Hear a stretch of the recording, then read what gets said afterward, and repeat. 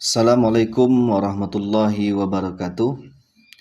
Baiklah, saya akan menjelaskan tentang materi pengembangan kurikulum IPA MI yang dimana dalam hal ini yaitu tentang menyusun kurikulum IPA MI berbasis cinta atau KBC, yang mana tujuannya nanti akan mampu mentransformasikan pendidikan sains yang humanis dan spiritual. Tujuan perkuliahan ini adalah yang pertama untuk menjelaskan konsep kurikulum berbasis cinta atau KBC dalam pembelajaran IPA MI. Kemudian yang kedua, mengidentifikasi keterkaitan antara capaian pembelajaran IPA dengan nilai-nilai Pancacinta. Yang ketiga, menganalisis langkah-langkah penyusunan kurikulum IPA MI berbasis KBC. Yang keempat, merancang pemetaan materi IPA MI yang terintegrasi dengan nilai keislaman dan karakter. Yang kelima, menyusun contoh kegiatan pembelajaran IPA MI yang menumbuhkan kecintaan kepada Allah, manusia, dan lingkungan. Sebelum kita menyusun kurikulum IPA MI berbasis cinta atau KBC, tentu kita pertama harus mengetahui apa itu kurikulum berbasis cinta. Apa itu kurikulum berbasis cinta? Kurikulum berbasis cinta itu adalah pendekatan pendidikan yang digagas oleh Kementerian Agama Republik Indonesia untuk menghadirkan wajah pendidikan yang Islam, yang humanis, inklusif, dan spiritual. Penggagasan kurikulum berbasis cinta ini itu diawali dengan istilah yang didatangkan oleh Kementerian Agama yang disebut dengan STREAM, di mana S-nya adalah Science, sedangkan T-nya adalah Teknologi, R-nya adalah Religi, dan E-nya adalah Economics, A-nya adalah Arts atau Seni, dan M-nya adalah Mathematics. Untuk mencapai semua integrasi ilmu dalam stream tadi, maka diperlukan sebuah kurikulum yang mampu menyatukan semuanya. Sehingga dalam hal ini Kementerian Agama Republik Indonesia menghadirkan wajah kurikulum baru yang disebut dengan kurikulum berbasis cinta. Kurikulum berbasis cinta ini juga sesuai dengan apa yang disabdakan oleh baginda Nabi Muhammad SAW, bahwasanya al-mahabbah asasul ma'rifah, bahwa cinta itu adalah asas dasar daripada semua pengetahuan. Kenapa kurikulum berbasis cinta ini penting? Karena menumbuhkan cinta pada manusia itu sangatlah penting. Karena pernah dikisahkan bahwasanya begitu tingginya kekuatan cinta, ada seorang yang bernama Qais. Dia jatuh cinta kepada Laila, yang terkenal dengan istilah Laila Majnun. Bahasanya pernah ditanyakan oleh seorang penduduk kepada Qais, "Ya Qais, Laila turidu amid dunya wa ma fi tawayaha?" Wahai Qais, seandainya engkau disuruh memilih, apakah engkau memilih Laila ataukah dunia dan seisinya? Tetapi jawaban Qais ini sungguh mengejutkan sekali. Bahwasanya Qais menjawab, "La ghibaru ni'aliha ahabbu ilayya wa ashbal libalwaha." Debu yang menempel di sendalnya Laila itu lebih kucintai daripada dunia dan seisinya. Ini maknanya bahwa ketika seseorang sudah diselimuti dengan rasa cinta di dalam dirinya, maka narasi kebencian akan hilang di dalam hidupnya. Dia akan melihat kepada orang itu semuanya pasti akan baik-baik saja. Sehingganya kurikulum berbasis cinta ini dia akan mencakup mengganti narasi kebencian dengan nilai kasih sayang. Ini sering kita dengar bahwasanya wa'ainur ridho an kulli aibin kalilah. Ketika seseorang sudah memandang sesuatu itu penuh dengan kasih sayang, penuh dengan cinta, maka setiap aib yang ada pada orang tersebut akan hilang oleh rasa cinta itu. Itulah yang diharapkan oleh Kementerian Agama Republik Indonesia, bahwasanya mereka menginginkan setiap satuan pendidikan, setiap siswa itu mampu menggunakan dirinya, menggunakan hidupnya itu dalam memandang penuh dengan kecintaan dan kasih sayang. Hal ini juga diajarkan dalam pembelajaran sufi, bahwasanya di kajian tasawuf ada satu kitab yang disebut dengan Syarhul Mawa'if Al-Usburiyah, bahwasanya beliau menghadirkan sebuah hadis Nabi di mana Nabi SAW bersabda, Ar-Rahimuna yarhamuhumur Rahman, saling mengasihilah kalian, saling mencintailah kalian, maka kalian akan dikasihi dan dicintai oleh Ar-Rahman yang Maha Pengasih. Irhamu man fil ard yarhamukum man fis sama. Sayangilah semua yang ada di bumi, dan maka yang di langit akan menyayangimu. Jadi maksudnya bahwasanya kurikulum berbasis cinta ini akan menebarkan rasa cinta dan kasih sayang, bukan menebarkan kebencian. Kemudian, kurikulum berbasis cinta menempatkan siswa sebagai subjek yang dimuliakan. Ini perlu kita garis bawahi, bahwa siswa itu bukan sebagai objek lagi, tapi siswa juga sebagai subjek. Siswa bukan hanya sekadar penerima ilmu, tapi siswa juga sebagai subjek yang mencari ilmu sendiri.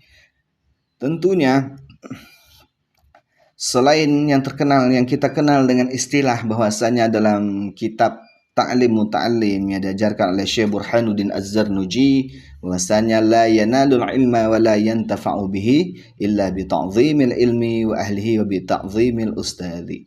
Bahwasanya ilmu itu tidak akan didapatkan, pengetahuan itu tidak akan masuk ke dalam hati atau pikiran seorang kalau dia tak mampu memuliakan ilmu dan memuliakan ahli ilmu, memuliakan ustadznya.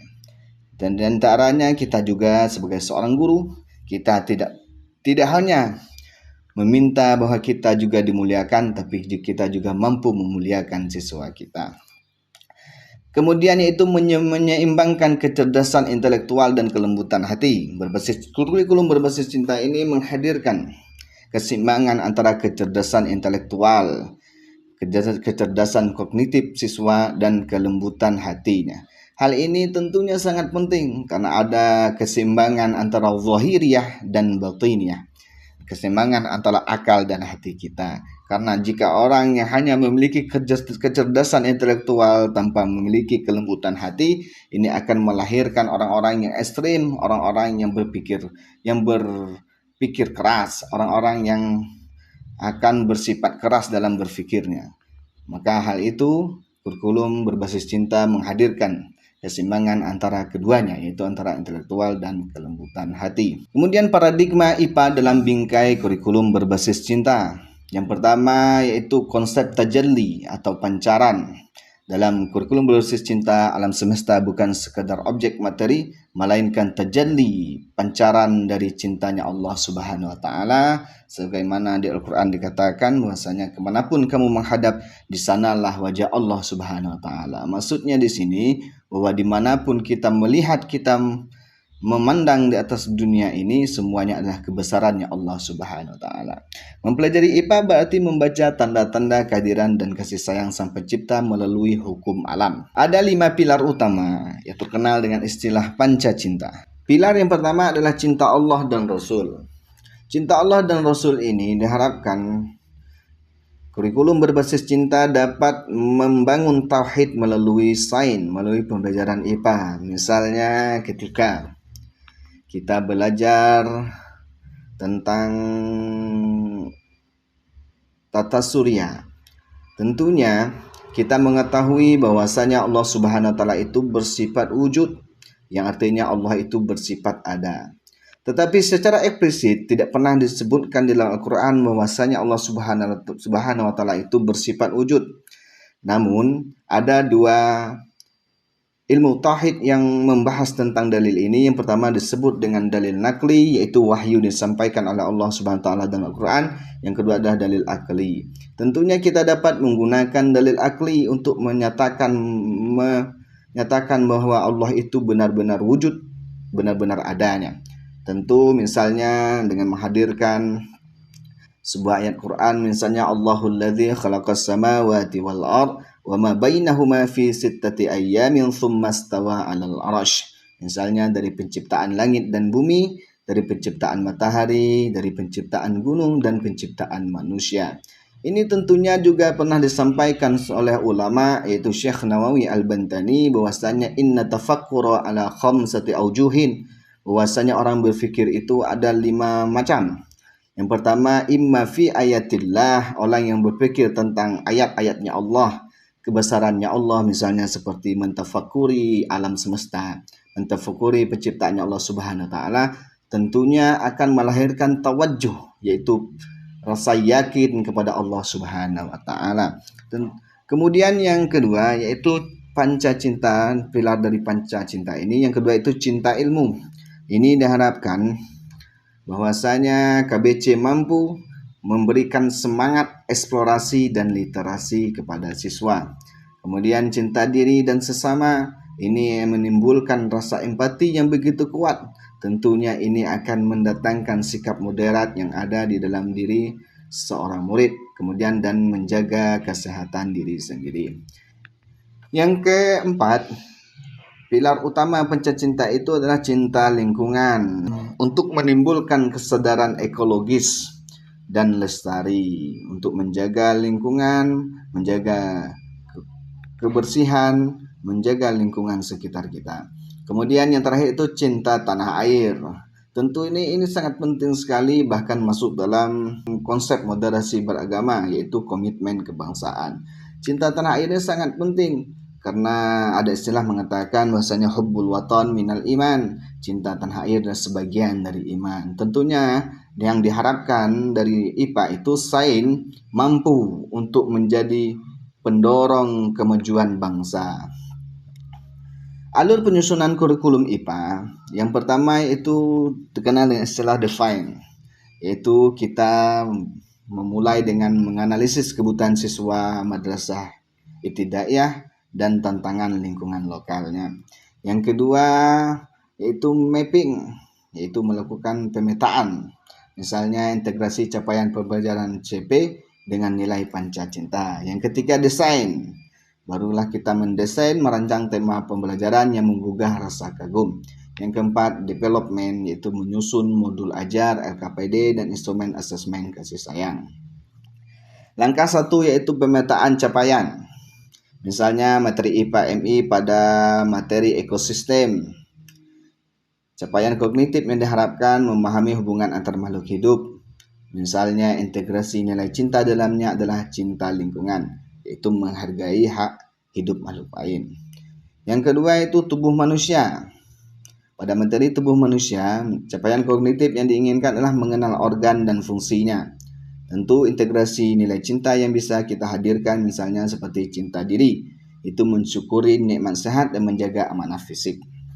Yang terakhir yaitu tata surya misalnya, yaitu capaian kognitif yang diinginkan adalah memahami rotasi dan revolusi planet.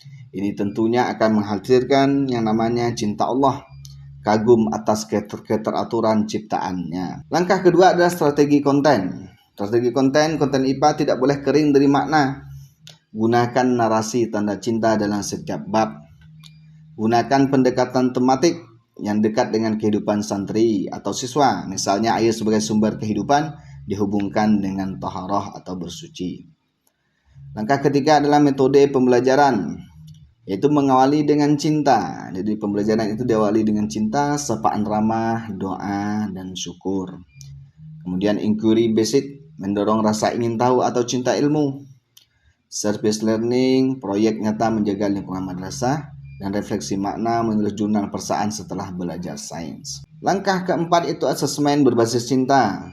Asesmen dalam hal ini bukan sekadar angka. Asesmen difokuskan pada perubahan perilaku, empati, dan kesadaran spiritual siswa. Asesmennya atau instrumennya bisa dalam bentuk refleksi diri, jurnal syukur, portofolio, proyek lingkungan, dan observasi sikap ilmiah atau jujur dan tanggung jawab. Tujuan daripada asesmen ini bukan menjatuhkan vonis, tapi memuliakan potensi fitrah seorang siswa atau anak didik kita. Contoh misalnya, dalam penerapan KBC di dalam IPA MI misalnya topiknya tentang lingkungan.